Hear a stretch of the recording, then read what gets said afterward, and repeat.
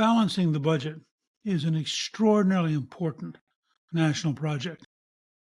America can't continue to run up debt, not only because in the long run, having that volume of debt is bad, but because every year you have to pay interest on the debt. Right now, interest on the federal debt is about to run to $1 trillion a year, more than we spend on national security.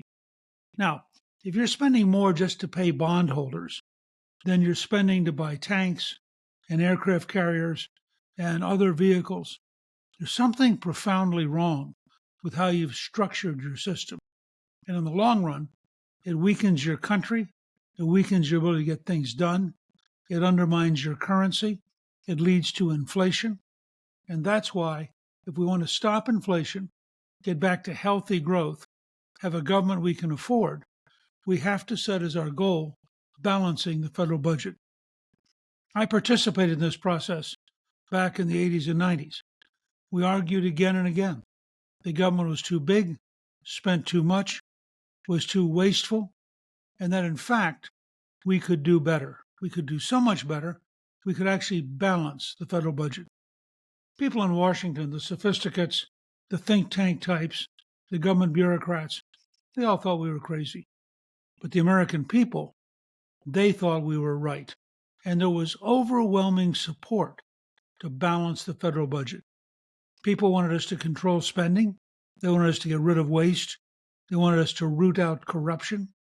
They want us to reform the system so people who got money worked for it and didn't just learn to be dependent and sit around waiting for their fellow citizens to send them another check or another food stamp.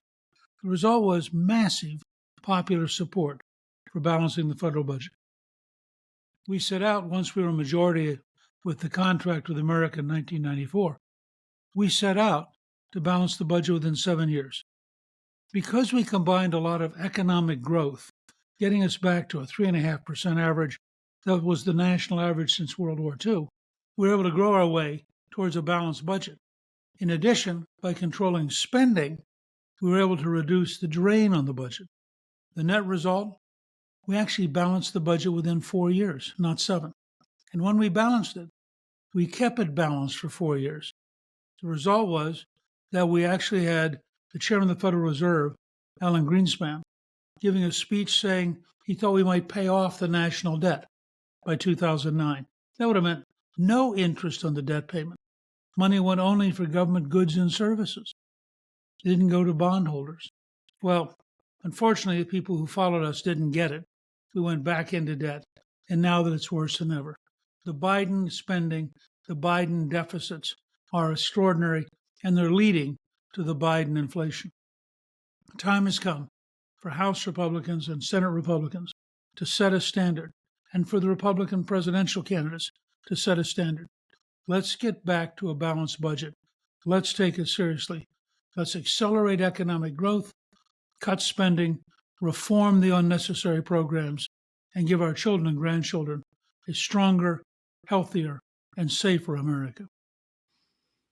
My new book, March to the Majority, is now a bestseller and is available at Amazon and Barnes & Noble and retailers everywhere. Get it today by clicking on the link in the description below.